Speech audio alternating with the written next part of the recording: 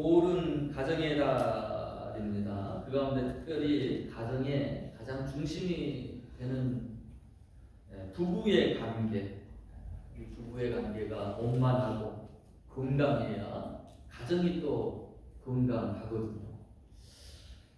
오늘 하나님께서 이 부부를 만드신 이가 하나님이신데 어떻게 하나님께서 이 가정을 만드시고 또 어떠한 원리들을 통하여서 한 몸을 이루게 하셨는가, 이 부분을 살펴보고자 합니다. 누구나 결혼 생활을 시작하면서 꿈에 부풀죠. 행복한 가정을 이루고자 하는 그러한 꿈으로 시작을 합니다. 근데 어떤가요? 함께 지내다 보면 싸울 일도 생기게 되고요. 또 서로 맞지 않는 성격 또 가치관들로 인해서 때때로 다툼이 일어나기도 합니다. 전 세계적으로 이혼율이 급상승해 가고 있어요. 본인이야 뭐 서로들 싫다라고 해서 달라질 수도 있지만 근데 자녀들이 무슨 죄가 있겠습니까? 결손가정 돼가지고 어릴 때부터 그 상처와 또 어떤 탈선 이런 문제로 인해서 사회에 문제가 되고 그런 경우들을 보게 됩니다. 심지어 요즘은 그 환혼 이혼이다 그래가지고 아니 평생을 그렇게 살아오셨는데 60세, 70세가 넘어서 이혼하겠다라고 그런 경우들을 이렇게 또 보게 돼요. 무언가 잘못됐습니다. 어딘가 삐뚤어져 있습니다. 저는 사람들이 하나님께서 이 만드신 결혼의 복도를 잃어버린 것이 문제라고 생각합니다. 행복한 가정, 행복한 부부의 생활을 원한다면 우리가 하나님의 말씀으로 돌아와야 될 것입니다.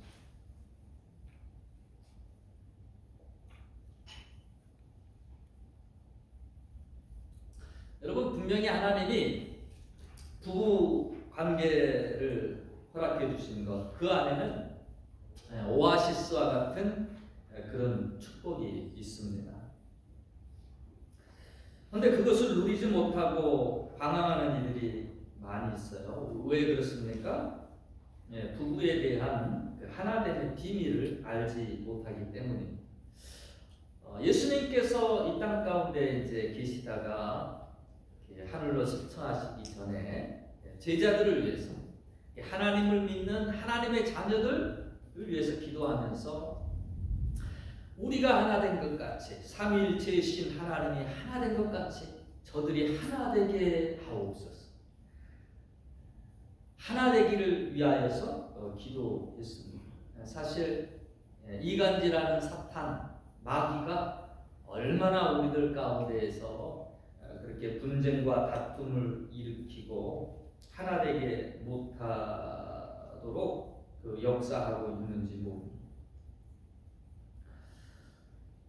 우리는 성경으로 돌아가서 사람을 남과 여로 만드신 그 하나님이 어떻게 부부를 조성하시고 어떠한 원칙을 주셨는지 묵상할 수 있어야 됩니다. 그리고 세상적인 관념이 아니라 하나님의 원리를 우리가 따라갈 때 그 안에서 가장 가정에 허락하신 부부에 허락하신 그 아름다운 행복을 누릴 수가 있게 될 것입니다. 오늘 본문의 말씀을 통해 첫 번째로는 배우자는 하나님께서 주신 가장 귀한 선물이다라는 고백이 저와 여러분에게 있기를 원합니다. 하나님이 주신 가장 귀한 선물이다. 하나님이 창조의 6일째 마지막 날 아담을 먼저 만드셨습니다. 그리고 아담을 깊이 잠들게 하신 다음에 그 갈비뼈 하나를 취하셔서 하와를 만드셨습니다. 잠에서 깨어났을 때 아담에게 하나님께서 하와를 이끌어 가지고 그 앞에 세우셨어요. 누가 이끄셨다고요? 하나님이 이끄시고 하나님이 데려오셨어요. 그랬더니 이 아담이 하는 말이 뭐예요? 이는 뼈 중에 뼈요 살 중에 살이로다. 아주 감탄을 하고 있습니다.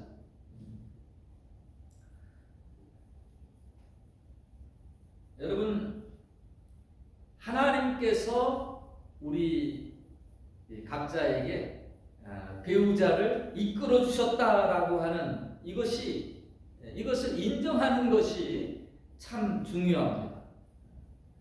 대부분 사람들은 배우자를 자기가 선택했다라고 생각을 합니다. 그래서 좀 싸우게 되고 뭐가 좀 안 맞는다 싶으면 어떻게 합니까? 아이고 내가 잘못 골랐어.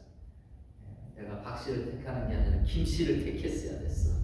이런 후회들을 한단 말이죠.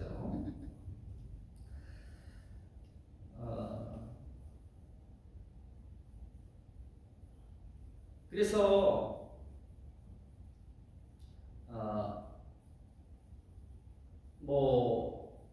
이게 이제 자꾸 딴 데를 쳐다봐요. 가장 소중한 건 나에게 준 것, 이것을 바라봐야 되는데 내 선물보다도 남의 떡이 더 커 보이고 이런 시각적 착각 가운데 우리가 빠질 때가 참 많습니다. 이 대부분의 사람들이 자기가 가진 것은 이미 내 거니까 그 소중함을 몰라요. 그러면서 자꾸 남의 것이 커 보이는 그런 착시를 갖게 된다는 것입니다. 또 어떤 사람들은 우연히 이렇게 만나게 됐다라고 생각을 합니다. 근데 이 땅에 우연이라는 것, 엄밀히 말해서 우연이라는 게 없습니다. 성경에 보면 참새 한 마리가 떨어지는 것도 하나님의 허락하심이 없이는 안 된다라고 그랬거든요. 그래서 어쩔 수 없이 결혼하는 것 같을지 모르지만 여러분 그 가운데서 하나님이 이끄셨고 역사하셨다라고 하는 것, 이와 같은 고백을 우리가 할 수 있어야 된다는 것입니다. 환경을 이끄셨고 서로의 마음을 이끄셔서 하나 되게 하셨다라는 것입니다. 그런 거로 나의 배우자를 다른 사람들과 이렇게 비교해서는 안 됩니다. 나의 모든 형편을 아시는 하나님, 나의 모든 처지를 아시는 하나님, 나를 나보다도 더 잘 아시고 머리털 하나까지 세시는 그 하나님께서 모든 환경과 여건을 고려하셔가지고 여러분 짝을 맺어주신 줄로 믿으시기를 바랍니다. 하나님이 개입하신다. 이 사실에 대해서 우리가 인정할 수 있어야 됩니다. 그래서 자꾸 아무개는 어떤데, 아무개는 이렇게 해주던데, 그럼 그 사람한테 가서 살아야죠. 근데 내가 좋다라고 그 사람이 받아줍니까? 설상 그렇게 바꿔줘도요, 살아보면 또 안 맞는 부분이 있어요. 다 100% 맞는 그게 없단 말이죠. 사람이 60%만 맞으면 감사하며 살아야 된다고. 나머지 40%를 맞춰가면서 사는 거다. 그런 교훈을 들었습니다. 여러분, 다른 데 눈 돌리지 마시고 나에게 허락하신 내 짝을 귀하게 여기시고 감사하시기를 바랍니다. 다른 데 눈 돌리기보다 남의 정은 자꾸 쳐다보면서 아름답다 부러워할 게 아니라 내 정원을 아름답게 가꾸어야 하는 것입니다. 그게 결혼 생활이에요. 본문의 이 아담은 하나님께서 그의 배우자를 이끌어 주실 때 내 뼈 중에 뼈요 살 중에 살이다 이렇게 고백하며 감탄하고 있습니다.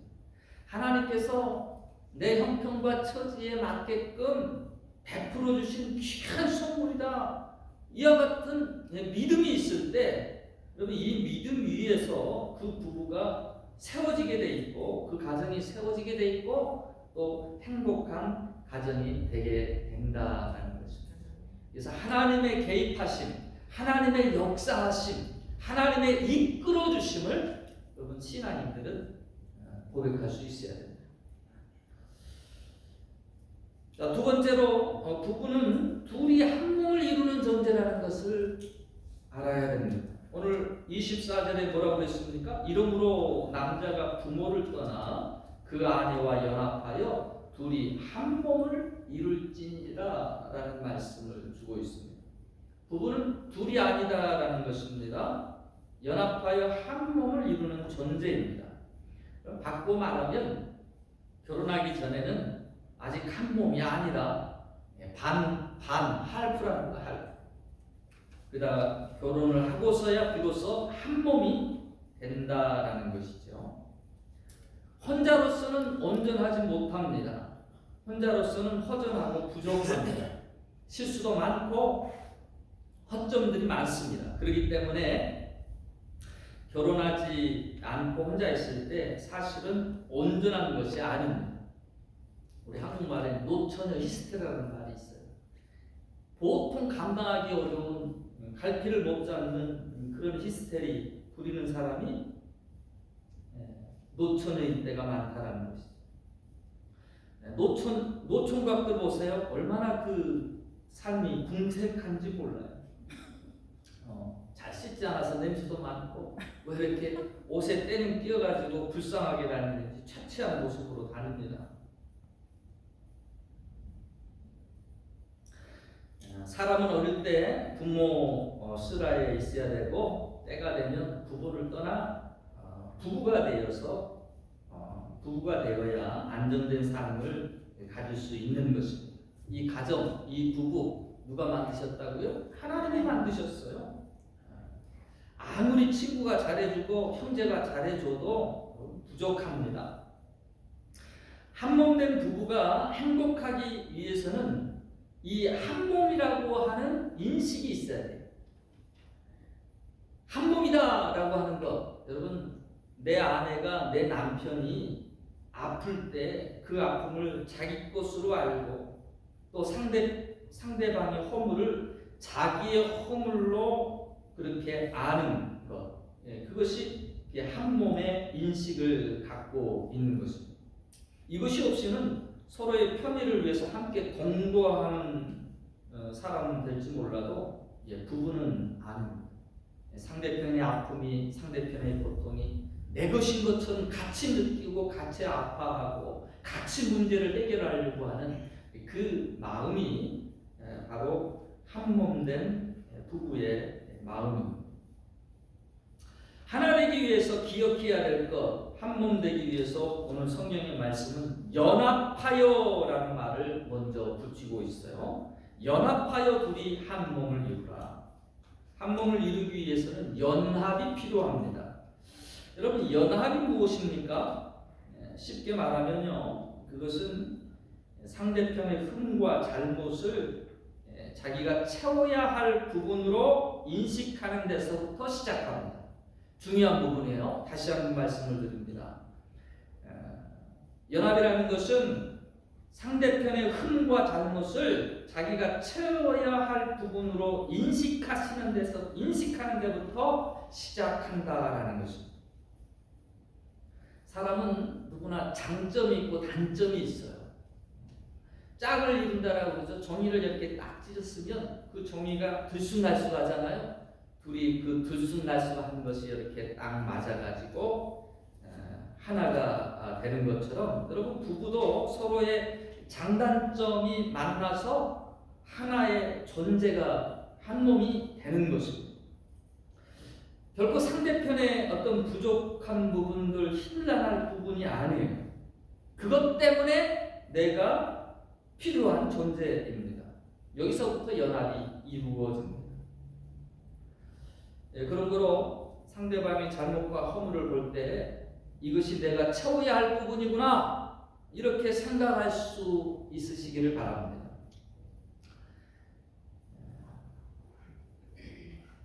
두 사람이 그 이혼을 한 가장 큰 이유를 보면 가장 많이 나오는 답변이 뭐하면 성격이 맞지 않았기 때문이다 그렇게 답을 해요. 그러나 따지고 보면 이혼은 하나님이 인도하신 배우자가 아니기 때문도 아니고 서로가 나쁜 사람이기 때문도 아니고 저는 서로의 연합에 실패했다.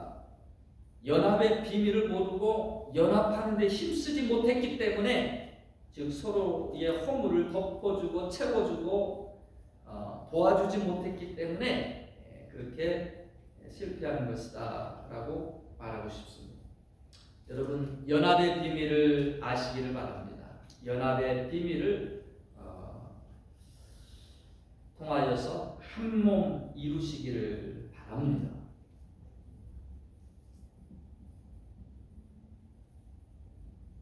세 번째로 부부 안에 질서와 역할이 있다라는 거예요. 남편으로서는 남편의 역할이 있습니다. 아내는 아내로서의 역할이 있습니다. 하나님이 창조하실 때 동등하게 창조하셨어요. 근데 창세기 3장에 보면 인간의 타락 사건이 나오는데요. 이 타락 사건을 말해주는 창세기 3장 16절 후반부에 이런 말씀이 있습니다. 너는 여자를 말합니다. 남편을 사모하고 남편은 너를 다스릴 것이니라. 이게 타락 이후에 주어진 관계입니다. 사도 바울도 여자가 교회 안에서 잠잠할 것이니라라는 권면을 주고 있습니다. 이는 여자가 먼저 유혹을 받아 넘어졌기 때문이라는 거예요. 이 타락 사건을 통해서 남녀의 관계에 어떤 변화가 일어나게 되었습니다. 그래서 먼저 타락 전에 하나님이 여자를 창조하실 때는 뭐라고 말씀하셨는가? 돕는 배필로 만드셨다라는 표현을 썼습니다. 이 돕는다라는 그 헬라어 언어가 하나님께서 인간들을 돕는다 할 때도 이 돕는다. 여러분 돕는다라는 것은 어찌 보면은 더 무언가를 가지고 있고요. 무언가 자기 외에 다른 사람을 돌아볼 수 있는 여력이 있기 때문에 돕는 거 아니겠습니까? 그 사람보다 뛰어나니까 돕는 것이라고 할 수 있을 겁니다. 근데 타락 이후로 하나님은 여자는 남편을 사모하고 남편은 여자를 다스리도록 그렇게 하셨습니다. 요즘 남녀 평등을 이렇게 주장하면서 이제 그 여성의 인권 신장을 위해 노력하신 분들이 많이 있습니다. 그래서 그분들의 노력 때문인지 모르지만 세계적으로 그래도 여성의 이 활동과 인권이 많이 향상되었습니다. 근데 이 남녀 평등 인권 운동 가운데 저는 당연히 또 필요한 부분이라고 생각하는데 한 가지 좀 미흡한 부분이다 그러면 조심해야 될 부분이다 싶으면 이분들은 싸워서 쟁취해야 될 것으로 이렇게 생각을 해가지고 이게 자꾸 가정 안에서 싸우려고 그런단 말이죠. 쟁취하려고 그런단 말이죠. 여러분 가정은 싸우고 다투고 그래서 쟁취하는 것이 아니에요. 이 여성 인권 신장을 위해서 노력하시는 분들이 이런 생각 가운데 자꾸 빠지다 보면 그래서 가정에 불화가 되고 가정이 많이 이렇게 힘들어지는 그런 경우들을 보게 됩니다. 그 부부가 행복할 수가 없어요. 늘 다툼하고 줄다리하고 있는데 거기에 무슨 행복이 있을 수 있겠습니까? 이건 하나님이 명하신 원리가 아닙니다. 하나님이 명하신 원리에 우리가 순종할 수 있어야 되는데 아내는 남편을 사모하고 남편은 아내를 다스리라. 그럼 이 말씀의 의미는 무엇입니까? 아내는 남편을 사모하라라고 그랬어요. 이것을 다른 말로 바꾸면 정경이다라고 말할 수 있습니다. 에베소서 5장 24절에 보면요. 교회가 그리스도에게 하듯 아내도 봉사에 그 남편에게 복종할지니라라고 했고요. 또 33절에는 아내도 그 남편을 경외하라라고 했습니다. 즉 남편을 존중함으로 세워주라라는 것입니다. 남자는 자기가 인정받을 때 가장 많은 존재적 가치를 느낍니다. 언제 존재적 가치를 느껴요? 자기가 인정받을 때. 나를 인정해주고, 그래서 남자는 명예에 죽는다. 이름의 호랑이는 가죽을 남기고 사람은 이름을 남긴다 그러면서 이런 명예욕에 아주 남다릅니다. 그래서 이것이 남자의 양식이에요. 아내된 여인들이요, 여러분의 남편을 존중해 주시기 바랍니다. 남편 길을 좀 세워줘야 돼요. 바깥에서도 힘들고 일하기 왔는데 집안에서도 그냥 길을 죽여가지고, 길을 죽게 되면 여러분 남자가 고개도 못 들고요, 남자 옷을 제대로 못합니다. 존경하고 인정해주는 자세, 그것이 곧 사모하는 자세요, 하나님이 아내들에게 요구하는 모습입니다. 그래서 당신 참 잘했어 라고 이렇게 해주면요, 없는 힘도 막 솟아가지고 더 많이 사랑해 줄 겁니다.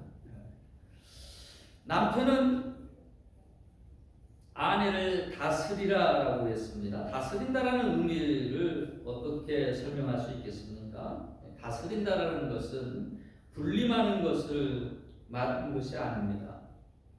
하나님은 인간에게 땅을 다스리라라고 하셨어요. 그 말의 의미는 뭔가 하면 잘 관리하고 잘 보호하고 잘 가꾸라라는 말입니다. 그것이 다스리라라는 사명으로서 주셨던 말이죠. 베드로전서 3장 7절에 보면 아내를 더 약한 그릇이다라고 그랬어요. 그래서 인간이 다 약한 그릇 같은데 여자는 더 약하다는 것입니다. 다른 성경에 비교를 해보아도 남자가 여자에게 할 의무는 뭐냐? 사랑입니다. 사랑이 여인들에게는 또 양식이에요. 에베소서 5장 25절에 보면 남편들아 아내 사랑하기를 그리스도께서 교회를 사랑하시고 자신을 주신같이 하라라고 명령하고 있습니다. 여자는 사랑받을 때 가장 살아있는 보람을 느낍니다. 언제요? 여자는 사랑받을 때 가장 보람을 느낀다라는 것이. 다른 것이 좀 결핍되어도 사랑받으면 그것으로 만족하고 행복해합니다. 사랑받을 때 자신의 존재적 가치를 느끼는 것입니다. 이것이 남편이 채워줘야 할 역할이요 또 의무입니다. 남편은 아내의 존경을 받으면서 세워지고요, 아내는 남편을 통해 보호되고 사랑받을 때 또한 세워지게 되어 있다는 것이죠.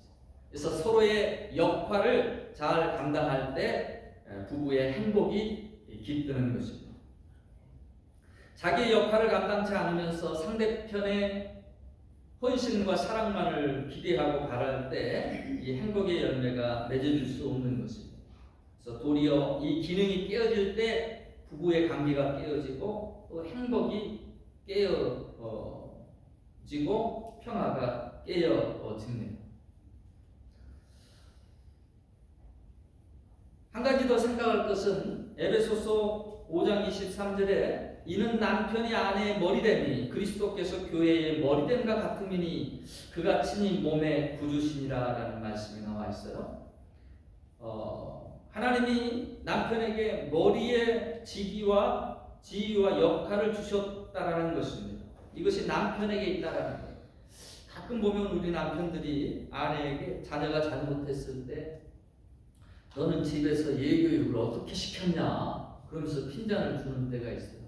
한국 남성들이 자꾸 그런 얘기들을 이렇게 잘합니다. 근데 하나님이 책임을 물으실 때는 누구에게 물으시느냐?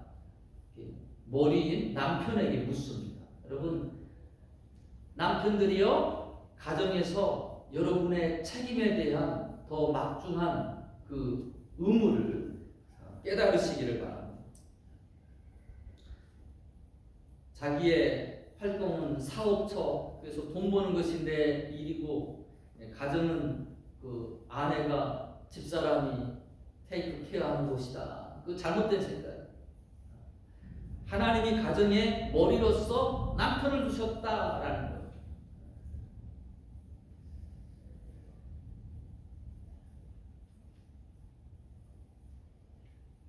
자, 자신의 역할과 지위가 있습니다. 어떤 그룹에서는 다 머리 되려고만 하면 사공이 많으면 배가 산으로 간다라는 우리 속담이 있죠. 그것처럼 자기의 역할대로 수행을 할 수 있어야 된다는 것입니다. 사모하라, 이것은 존경입니다. 다스리라, 이것은 보호와 사랑을 말합니다. 이 관계가, 이 역할들이 가정 안에서 잘 이루어짐을 통해서 우리의 가정마다 아름답고 또 건강한 가정으로 세워져 갈 수 있게 되기를 주의 이름으로 축원합니다.